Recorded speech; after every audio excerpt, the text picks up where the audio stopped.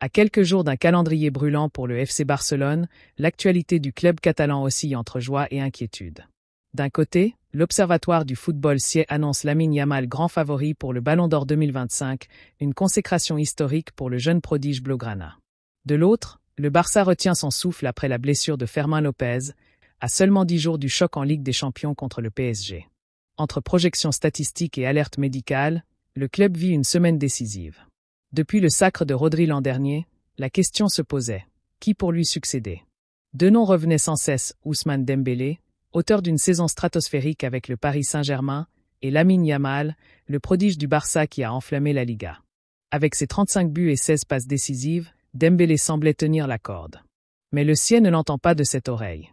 En se basant sur 6 critères statistiques en jeu aérien, défense au sol, construction, orchestration, percussion, assistance et finition, l'Observatoire place Lamine Yamal en tête de son classement. D'après cette étude, le podium serait entièrement dominé par la jeunesse. 1. Lamine Yamal, FC Barcelone.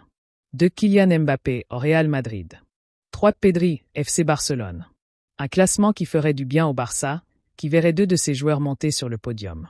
Mais la surprise est ailleurs. Ousmane Dembélé n'est que 7e, devancé par Virgil van Dijk, Michael Olise et Mohamed Salah. Une véritable douche froide pour l'attaquant parisien, que beaucoup voyaient comme le grand favori de la soirée. Cette projection soulève plusieurs questions. Peut-on réduire le Ballon d'Or à une série de chiffres? Pas vraiment, selon les critères de France Football, qui tiennent aussi compte de la performance individuelle, des résultats collectifs, de la classe et du fair-play.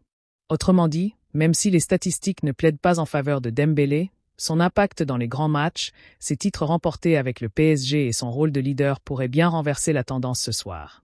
Une chose est sûre, le classement du SIE ne sera sans doute pas celui qui sera dévoilé dans quelques heures à Paris.